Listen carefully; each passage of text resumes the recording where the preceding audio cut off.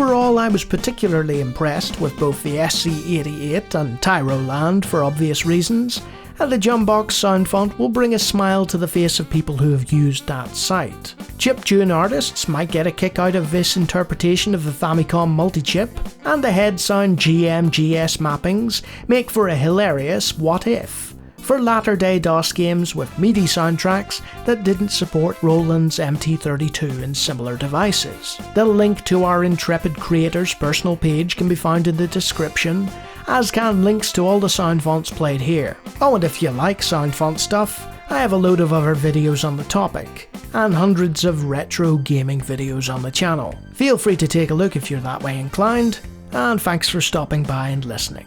Until next time.